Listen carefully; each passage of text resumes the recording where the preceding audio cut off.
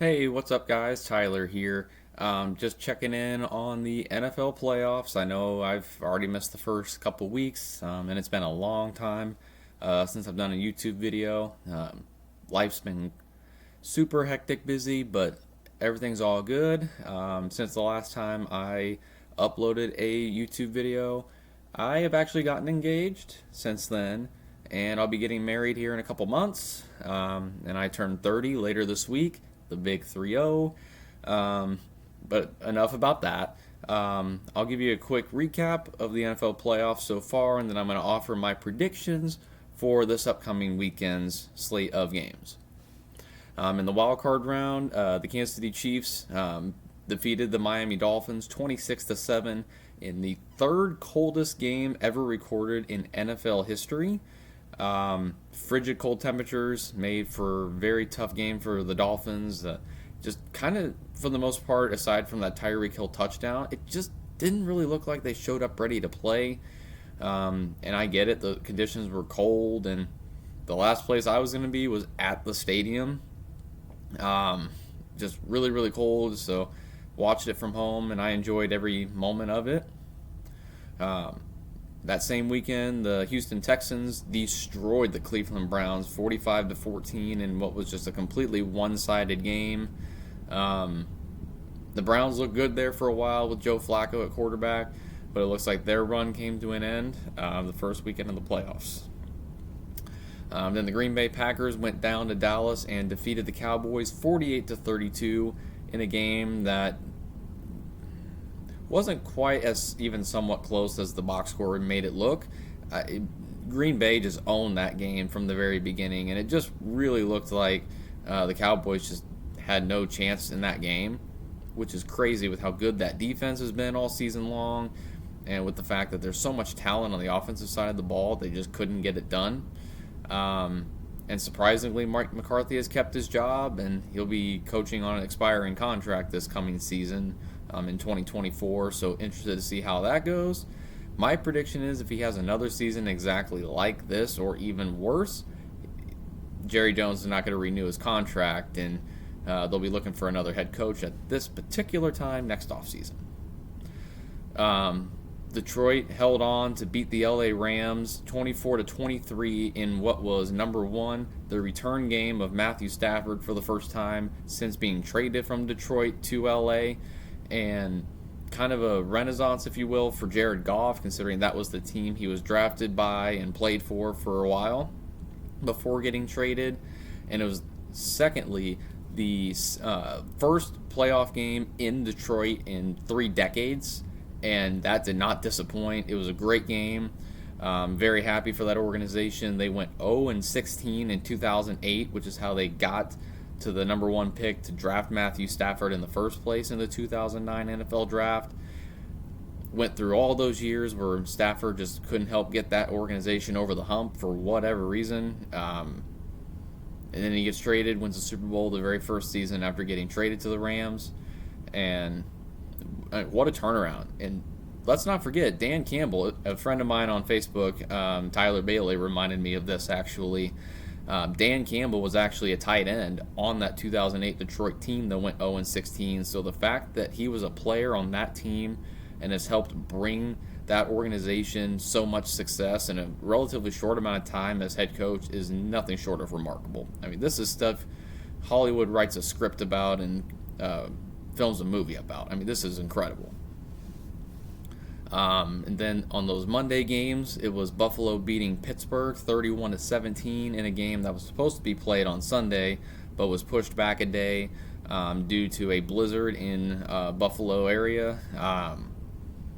So yeah, the Pittsburgh Steelers had their season extended by a day, but not much more. So that was really tough with the TJ Watt injury. And even with TJ Watt playing, I don't know that they would have beat Buffalo at home or in Buffalo anyway. So Pittsburgh's season ends after, at one point, I didn't think they were going to make the playoffs or have a winning season. And then Mike Tomlin gets them to 10-7 and a playoff appearance. So I tip my hat to him. That takes a lot of credit for that. So, and then in the final game of Wild Card Weekend, Tampa Bay just rolled over the Philadelphia Eagles 32-9 in an upset that was, in my opinion, even greater than Green Bay defeating the Dallas Cowboys.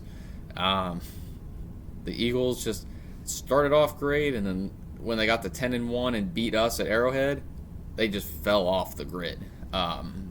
Just looked like a completely different team.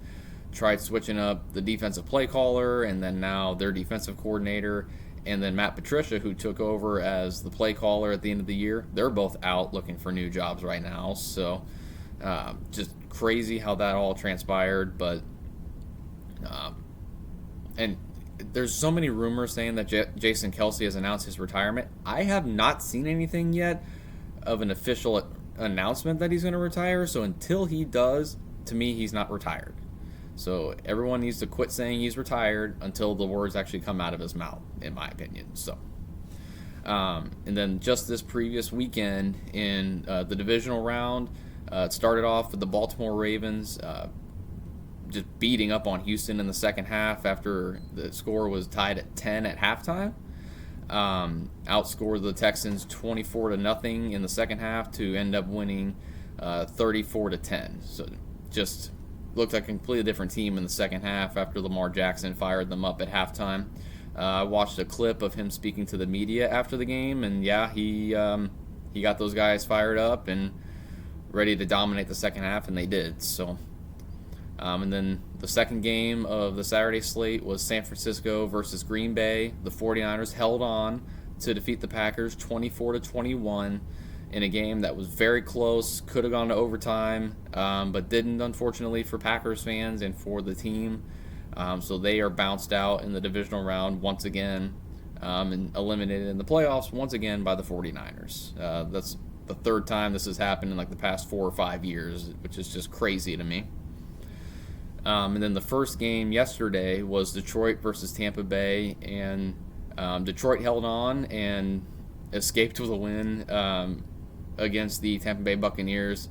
The Buccaneers had a chance to drive the length of the field, starting from their own 10-yard line, to try and tie the game with a touchdown and the 2-point conversion. But on the second play of the drive, Baker Mayfield throws an interception that ends up sealing the win for Detroit. And it's just incredible to me that to go from 0-16 in 2008 to now they are one game away from the Super Bowl all these years later is just incredible to me.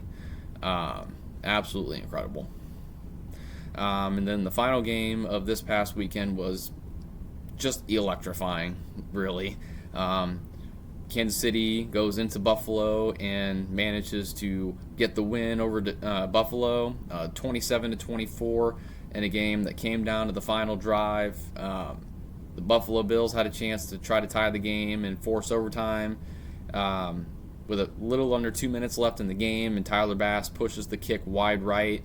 Man, just when that happened, with the Bills having 2 timeouts left and we just needed a first down to win the game at that point, I about lost my mind. My fiance was sleeping quite a bit during the game, and I was trying not to wake her up, but man, that was such a pivotal moment, and allows the Chiefs to appear in a 6th consecutive AFC Championship game, which is just incredible to me. And yes, I know it's not going to be the Arrowhead Invitational this year, and I knew our run of hosting all those consecutive championship games was going to come to an end at some point.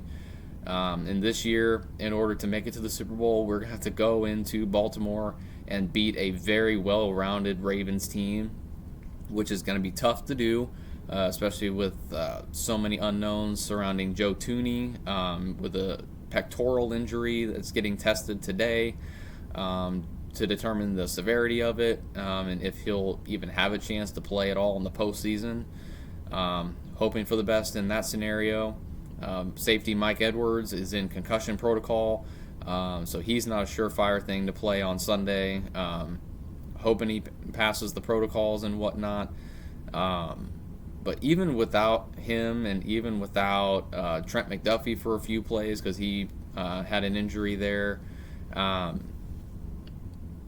and with a couple of other injuries that we had on the defensive side of the ball, managed to show up when it mattered most and hold the Buffalo Bills late in the game. and try to at least contain the running game at that point, to the point where they couldn't get like 8 or 9 yards every first downs. So that's what it felt like for the most part. We just couldn't stop them on the run game, and when it mattered most, the defense showed up and closed it out. So, and in my opinion, we should probably stop using Mecole Hardman as a gadget player this year, because it just has not worked out this year, and just about cost us the game yesterday. Um,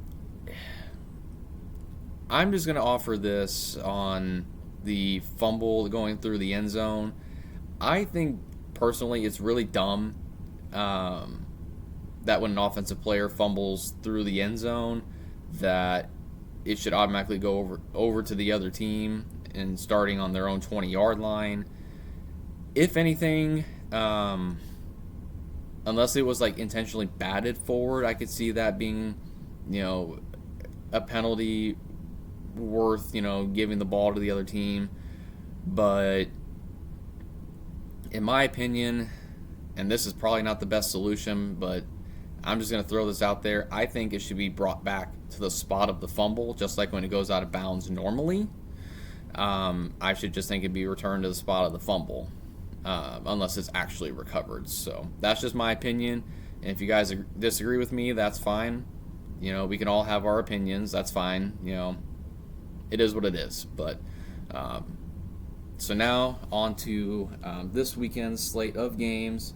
The first game on Sunday at about 2:30 Central Time on CBS is the Kansas City Chiefs traveling to Baltimore to take on the Baltimore Ravens. This is a game I could see going either way. Sure, we've beaten the Ravens in the postseason every time that we've played them since we have Andy Reid, Patrick Mahomes, and Travis Kelce. And we've lost to the Ravens once with in this run that we've been on.